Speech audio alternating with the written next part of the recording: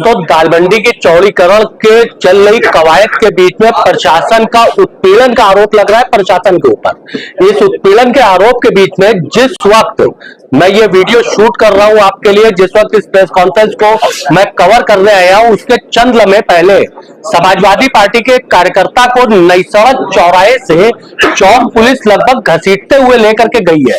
हमारे पास मौके का विजुअल है जो आप अपने स्क्रीन पे देख रहे होंगे कि किस तरीके से एक समाजवादी पार्टी के कार्यकर्ता को घसीट के ले जाया जा रहा है।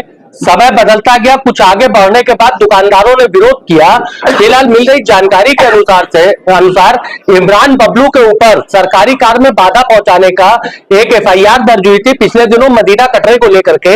इमरान बबलू को और साथ में अदनान को लेकर के चौक पुलिस चौक थाने गई है।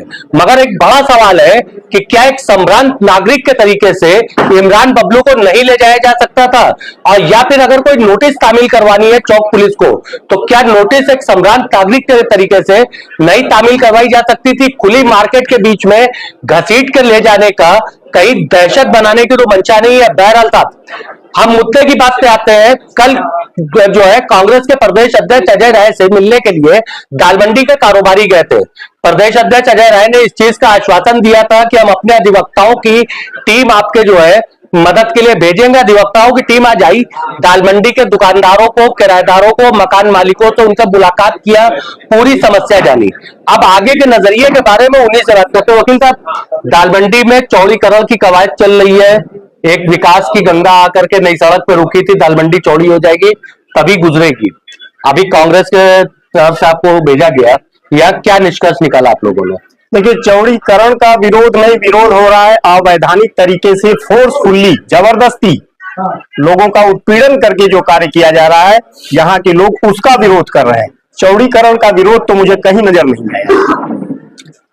एक सवाल था कि चौड़ीकरण के जितने भी प्रोजेक्ट अभी तक आए वो हम देख रहे थे, ज्यादातर चौड़ीकरण जैसे लोराबीर से गुरौलिया तक 14.5 मीटर है, और यही जो है मैदागिन से लेकर के जो है विश्वनाथ कॉरिडोर तक का 14.5 मीटर, मगर 17.5 मीटर दालमंडी की गली को चौड़ा किया जा रहा है। तो बतौर एक अधिवक्ता या फिर एक सिविलियन, जो मतलब शांतिप्रिय सिविलियन, आपको क्या लगता है कहीं ना कहीं से इसके ऊपर दबाव कुछ ज्यादा है?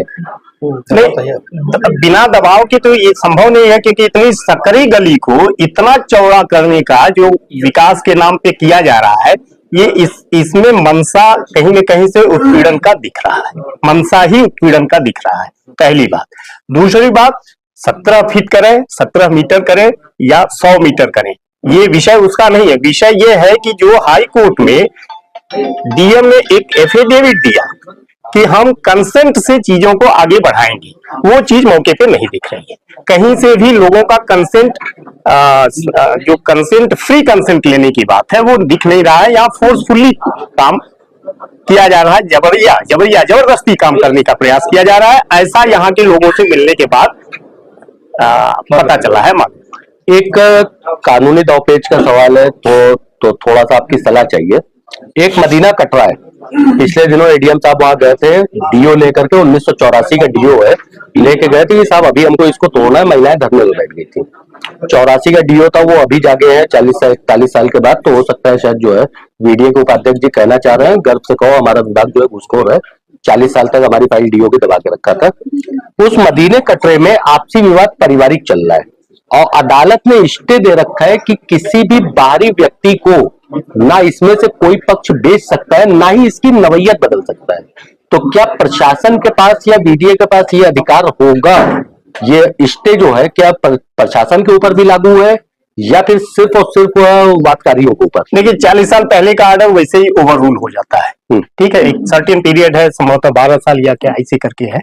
कोई ऑर्डर यदि एग्जीक्यूट नहीं होता है तो वो ओवर रूल हो जाता है, तो वो ऑर्डर तो स्वतः खत्म हो गया है। उस ऑर्डर के अनुसार आगे बढ़ने पर वो इलीगल माना जाएगा। पहले ही इनका मकान इलीगल है या नहीं है, उनका एक्शन इलीगल हो जाएगा। तो इसके लिए कोर्ट ही राहत का विषय है। नहीं, राहत का, हम वो स्टे के बारे में पूछना चाह रहे हैं। वादकारी 3 भाई है उसमें, वादकारी वो आपस में जी। अदालत ने स्टे दिया है कि न भवन की नवैयत बदली जा सकती है और ना ही कोई पक्ष किसी बाहरी व्यक्ति को बेच सकता है। हाँ, तो कोर्ट ऑफ क्या ये कंटेम्प्ट होगा, नवैयत बदलने पे कोर्ट ऑफ क्या कंटेम्प्ट ये हो जाएगा? स्टे प्रशासन के ऊपर भी लागू होगा कि सिर्फ वादकारियों को? नहीं, हाँ, पूरी जब किसी प्रॉपर्टी के नवैयत को चेंज करने की बात होती है तो वो ओवरऑल सबके ऊपर लागू होता है, वो इंडिविजुअल हो या एडमिनिस्ट्रेशन हो, प्रशासन हो, सबके ऊपर ये लागू हो, सब पे लागू होगा। सब पर लागू। अच्छा, एक सवाल था, यहाँ बैठक हुई व्यापारियों से और यहाँ के किराएदारों से भी आपकी बात हुई, अगला कदम आप लोगों का क्या होगा? अगला कदम जो बेस्ट लीगल इनको मिलना चाहिए सपोर्ट, वो दिया जाएगा।